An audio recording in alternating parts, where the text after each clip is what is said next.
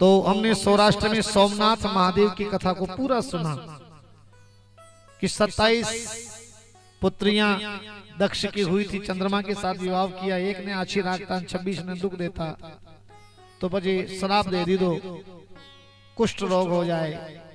तो उसके लिए चंद्रमा ने एक चंद्रकुंड बना करके वहां सौराष्ट्र में महादेव के जल चढ़ाया, अभिषेक किया। वहां सेवा पूजा अर्चना करने से, चंद्रमा की भक्ति से महादेव इतने प्रसन्न हुए कि जो शिवलिंग पे जल चढ़ा रहे थे, हमेशा हमेशा के लिए महादेव उसमें ज्योति स्वरूप अपना रूप धारण करके विराजमान हो गए। इसलिए उसको ज्योतिर्लिंग का स्वरूप माना गया है। हर हर महादेव, जय भोले, राम राम सा। कई बात है, आज बाता घनी वेरी मलबा को मौको आज ही मिली। जो काले मलबा को अतरा जना को एक साथ मौको नहीं मिले, आज बाता करना पड़ी। राम राम सा, दांत पूरा नहीं दिखा सा। राम राम में तो कली कली खुश हुए नहीं चाहिए। राम राम सा हंसिया कटे थोड़ी। राम राम सा, क्या बात है, तालियां बजाएं।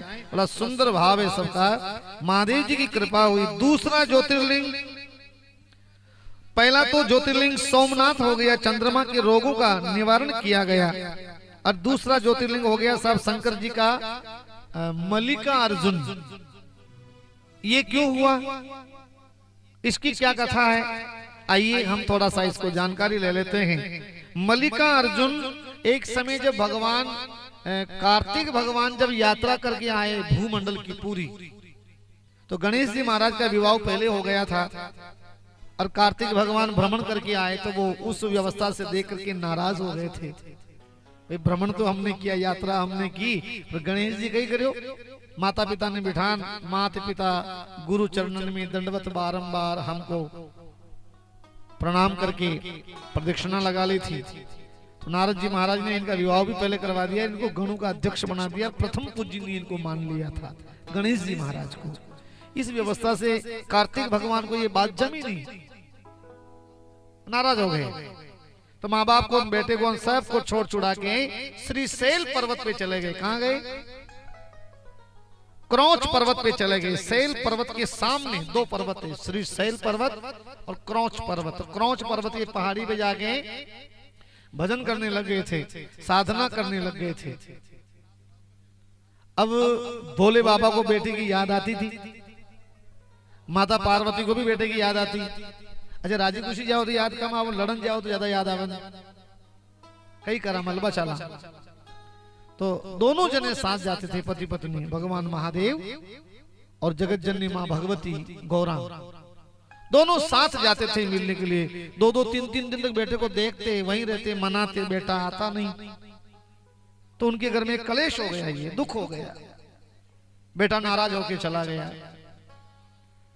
तो पाछे को काम बगड़ जातो, घर को, घर की व्यवस्था। तो पाछा आता 5-7 दिन में, 7 दिन देता, 5 दिन देता, पाछा आता 9 दिन तक ऐसे चालतो ही जरूर। पचे माता पार्वती शंकर भगवान बेट और मंत्रणा करी कि दोनों के चलने से तो व्यवस्था बिगड़ेगी।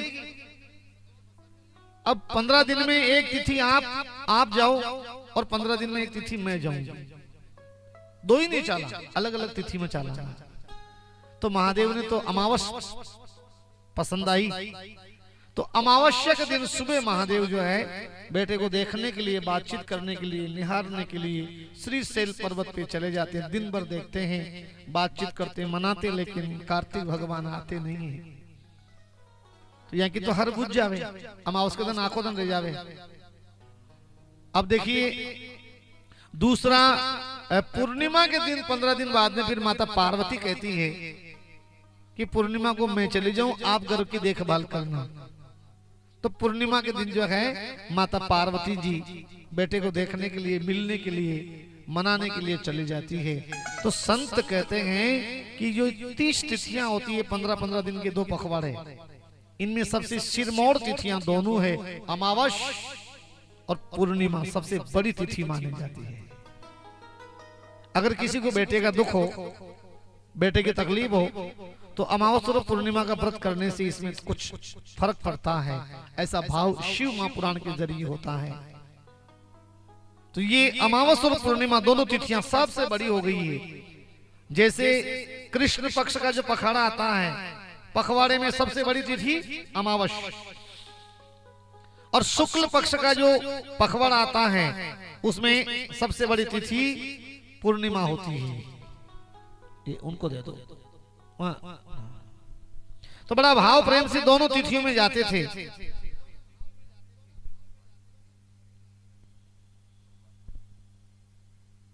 गोपालपुरी जी, गोपाल जी का 1100 थोड़ी बोलना, गोपाल जी तो खास जजमान है, महादेव जी का जजमान है।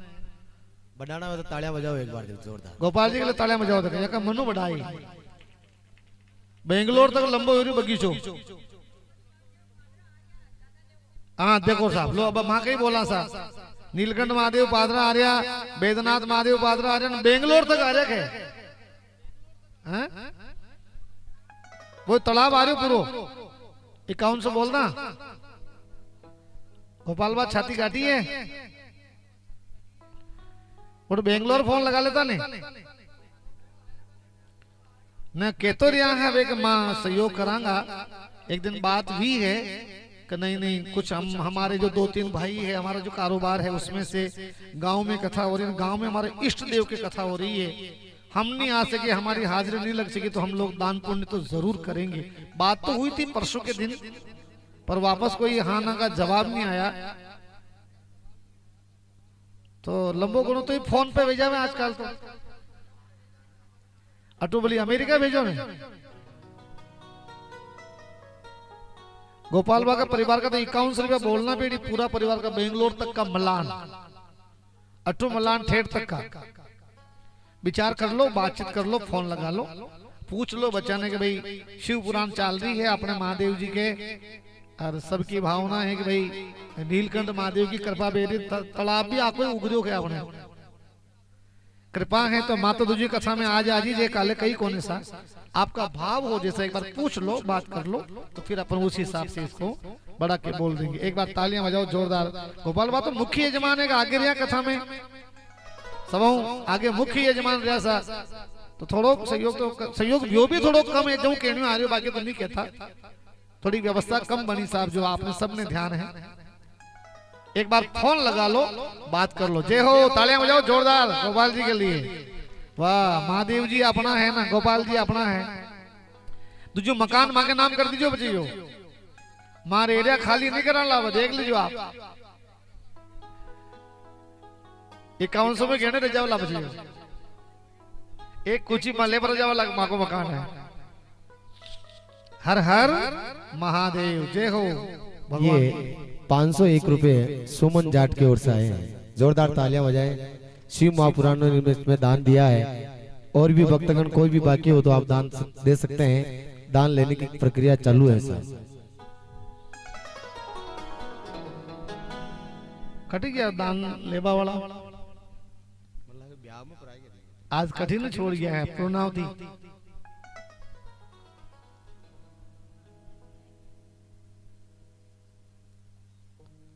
तो ये भगवान श्री हरि की कृपा है, जो भी दान पुण्य देना चाहें, जिनके बाकी हैं, और आज कथा का विश्राम दिवस है, तो आप जो भी जोड़े में बैठे हैं उनको भी बहुत बहुत तालियां बजा के धन्यवाद हैं कि भगवान महादेव जी के आज मुख्य यजमान बनने का अवसर मिला है। और जो भी दान पुण्य देना चाहते हैं, जिनका बाकी है या और मन में है, कोई बढ़ाना चाहे, बोलना चाहे, तो आप लोग भी अपना दान पुण्य इस कथा के भगवान महादेव की तरफ आपको दान करना है, महाराज को दान नहीं देना है। महादेव जी का शिव पुराण है, जजमान भी महादेव जी है, और महादेव जी कथा का मुख्य यजमान है, आयोजक भी महादेव जी है, और उन्हीं की इस परिसर में कथा हो रही है, और उन्हीं का नाम लगा हुआ, किसी व्यक्तिगत आदमी का नाम नहीं है, व्यक्तिगत गली मोहल्ला समाज का नाम भी नहीं है।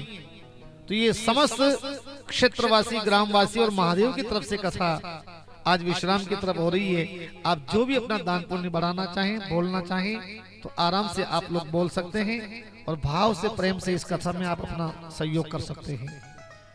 दान की प्रक्रिया चल रही है, तो जो भी लिखना, करना, बोलना है, ये 22 डायरी ले जाओ, डायरी आ रहे हैं? वाह वाह। तो आइए, ये दूसरा ज्योतिर्लिंग हमारे मल्लिकार्जुन के नाम से हुआ है।